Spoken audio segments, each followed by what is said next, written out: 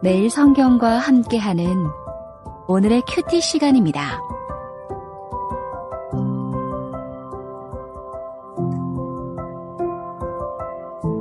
(10월 12일) 오늘의 말씀은 사무엘하 15장 1절에서 12절입니다. 그 후에 압살롬이 자기를 위하여 병거와 말들을 준비하고 호위병 50명을 그 앞에 세우니라.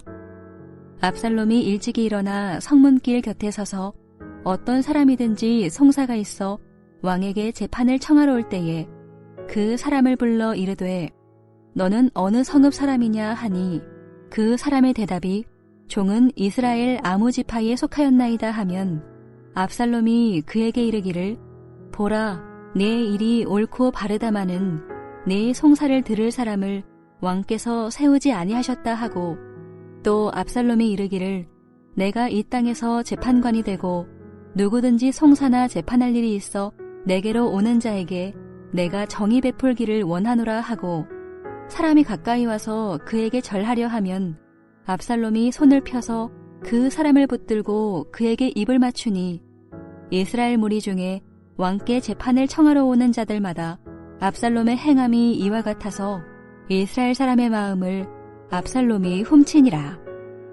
4년 만에 압살롬이 왕께 아뢰되 내가 여호와께 서원한 것이 있사오니 청하건대 내가 헤브론에 가서 그 서원을 이루게 하소서.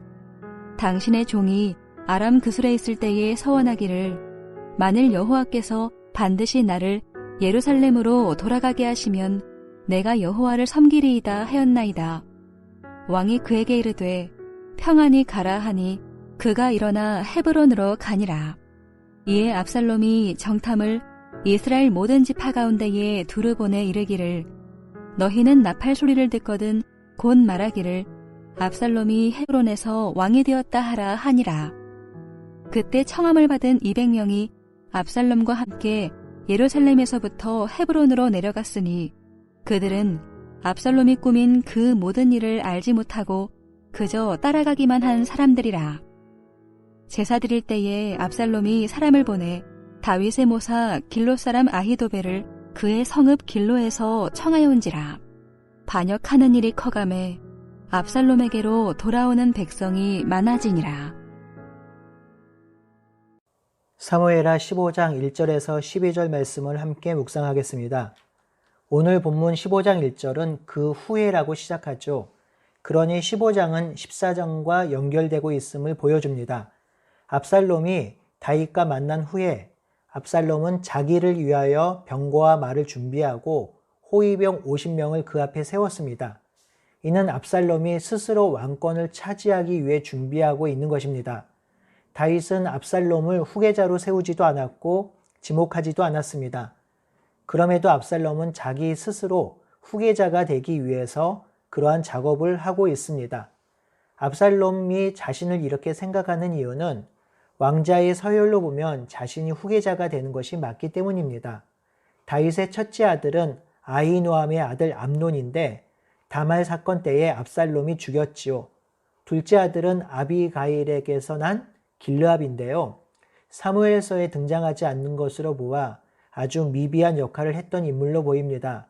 그렇기에 압살롬은 자신이 왕위를 이을 자라고 생각한 것으로 보입니다. 2절에서 6절에 압살롬은 왕위에 오를 준비를 합니다. 왕이 해야 할 가장 중요한 일은 백성을 다스리고 재판하는 일인데요. 압살롬이 다윗 왕의 직무를 가로챕니다. 아침 일찍 성문에 있다가 다윗 왕에게 재판을 받으러 오는 백성이 있으면 어느 지파에게 왔는지 묻습니다. 그리고 다윗이 그 재판을 담당할 사람을 세우지 않았다고 하죠. 이 말은 다윗 왕에게 가보았자 그가 재판을 해주지 않을 것이란 뜻이며 해준다 하더라도 합당한 재판을 하지 않을 것이라는 뜻입니다. 그러면서 압살롬은 그 백성에게 자기가 정의를 베푸는 재판을 할 수 있는 사람이라고 합니다.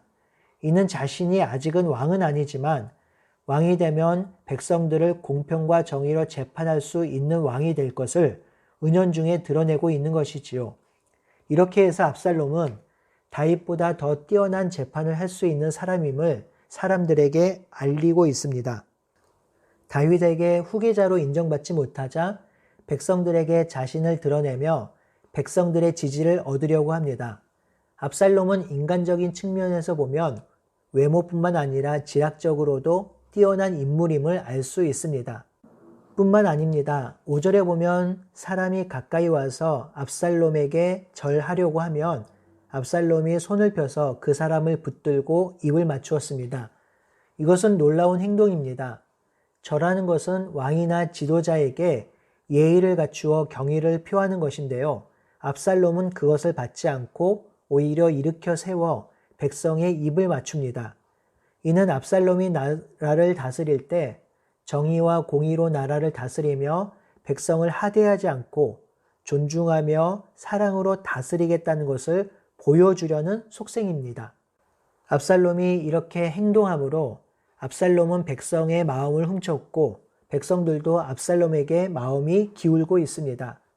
7절에 보니 이렇게 해서 만 4년이 지납니다. 압살롬은 다윗에게 나아갑니다. 압살롬은 8절에 자신을 당신의 종이라고 부르면서 자신을 한껏 낮춥니다. 압살롬의 영특함이 보이지요. 반란을 도모하면서도 다윗의 종이라고 합니다. 그리고 종교적인 이유, 즉 그 전에 구슬 땅에 도망가 있을 때에 예루살렘으로 돌아가게 하시면 여호와를 섬기겠다고 서원한 것을 지키게 해달라고 합니다. 그래서 헤브론으로 가야 한다고 하지요. 어쩌면 허락받지 않고 헤브론으로 갈 수도 있었지만 그렇게 하면 자신의 반란 계획이 드러날 수 있어서 의심받지 않게 다윗께 엎드려 허락을 구합니다. 다윗은 압살롬의 계획을 전혀 알아차리지 못한 채 평안히 가라고 하지요. 이 단락에서 보면 압살롬의 부정적인 모습이 분명히 드러납니다. 자신의 일을 도모하고자 하나님을 들먹거리며 거짓말을 하고 있습니다. 그곳에 가려는 것은 반란을 도모하려 가려는 것이지 하나님과의 약속한 서원을 지키려고 가는 것이 아닙니다. 지금 압살롬은 하나님을 이용하고 있습니다.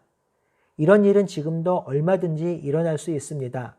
내가 원하는 것을 얻고자, 내가 원하는 자리에 오르고자 하나님을 이용할 수 있고요. 신앙하는 삶도 그렇게 살 수 있습니다. 하나님보다 내 자신의 유익이 먼저이고 신앙보다 내 안위가 먼저일 수 있습니다. 그렇기에 우리는 언제나 깨어서 우리 자신을 살피고 행동하는 동기를 살펴야 할 것입니다. 이제 압살롬이 헤브론으로 갑니다. 압살롬이 헤브론으로 간 것은 압살롬이 헤브론 출신이기에 자신을 지지해 줄 자들이 많다고 생각했기 때문이겠죠. 헤브론으로 간 또 하나의 이유는 정치적인 이유 때문일 것입니다. 다윗이 헤브론에서 왕이 되었지만 지금은 예루살렘의 다윗궁에서 나라를 다스리고 있습니다. 그렇기에 헤브론 사람들은 자신들이 소외되었다고 생각할 수 있었는데요. 그런 헤브론 사람들의 마음을 자신에게 돌리는 것이 쉽다고 판단한 것으로 보입니다. 압살롬은 헤브론에서 이스라엘의 모든 지파에 사람을 보내어 나팔을 불거든 압살롬이 헤브론에서 왕이 되었다 하라 하였습니다. 압살롬은 반란을 알지 못하는 200명과 함께 헤브론으로 갔습니다. 반란의 계획을 끝까지 숨기기 위해서 비밀을 끝까지 유지했을 것입니다. 헤브론에서 제사를 드릴 때 아히도벨이 합류합니다.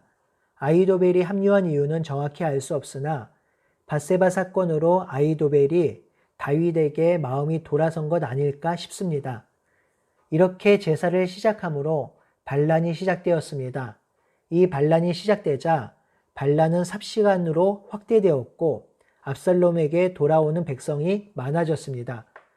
이렇게 반란을 일으킨 압살롬의 문제가 무엇이었을까요? 첫 번째는 회복되지 않은 원망, 분노, 용서하지 마음이었을 것입니다. 암논이 다말을 범하고 나서 다윗이 아무런 징계를 하지 않았고 자신의 누이 다말을 사랑하는 압살롬은 이 일이 마음에 두고두고 자리 잡았을 것입니다. 이렇게 시작된 마음의 분노와 원망은 10년 동안에 회복되지 않은 것 같습니다. 원망, 분노, 그리고 용서하지 못한 마음은 방화를 하고 하나님을 경홀히 여기며 반란까지 도모하게 된 것이지요. 두 번째 문제는 이 나라가 하나님 나라인 줄 모른다라는 것입니다. 압살롬이 반역한 것은 다윗에 대한 반역 정도가 아니라 하나님에 대한 반역입니다. 다윗을 세운 분은 하나님이죠. 이는 이 나라가 하나님 나라라는 것을 보여주는 것입니다. 그런데 압살롬은 이 나라가 하나님 나라임에도 불구하고 스스로 왕이 되고자 합니다. 스스로 왕이 되어 나라를 다스리고자 합니다. 이는 압살롬의 마음에 하나님이 없다라는 증거이지요. 제사를 드리며 반란을 시작한 것도 그러합니다. 다윗에게 하나님과 서원한 것을 이루고자 헤브론으로 가야 한다는 것도 그러합니다. 압살롬의 마음에는 하나님이 전혀 보이지 않습니다. 이런 압살롬이 반역한 것은요, 결국 하나님 나라에 대한 반역이고 반란이고, 이는 하나님을 마음에 두지 않았기에 일어난 결과입니다. 지금까지 살펴본 압살롬은 인간적인 측면에서 보면 훌륭한 인물입니다. 외모와 용모는 이스라엘 백성이 흠모할 만큼 아름다웠습니다. 또한 반란을 준비하는 과정을 보면 지혜와 지략도 뛰어나며 주도 면밀합니다. 인간적인 측면에서 좋은 자질과 능력을 가진 자였습니다. 하지만 문제는 그 마음에 사랑이 없고 분노하는 마음과 용서하지 않는 마음만 남아 있습니다. 더 큰 문제는 하나님이 없는 것이죠. 결국 하나님을 두기 싫어하는 그 마음에 분노와 미움이 가득 차서 하나님의 길을 따르지 않는 결국 자기가 주인 된 삶을 살아간 사람이 압살롬입니다. 사랑하는 성도 여러분, 이 땅을 살아가는데 실력과 능력이 필요하지요. 이 실력과 능력을 갖추기 위해서 충분히 공부하고 노력하고 훈련해야 하지요. 그렇지만 아무리 뛰어난 실력과 능력을 갖추어도 그 안에 하나님이 없으면 허무이고 허사입니다. 하나님이 주인 되지 않으면 출중한 실력과 능력이 허무하게 되며 허무한 것을 도모하게 됩니다. 그러니 우리 마음에 하나님 두기를 게을리하지 맙시다. 하나님이 우리 안에 마음의 중심에 계심으로 우리가 가진 능력과 실력을 사용하시길 기도합시다. 바로 그때 우리가 가진 모든 것이 협력하여 선을 이루게 되는 것이지요. 오늘도 압살롬의 행위를 교훈 삼아 마음의 중심에 하나님을 두고 살아가는 우리 모두가 되기를 바라고 소원합니다. 아멘.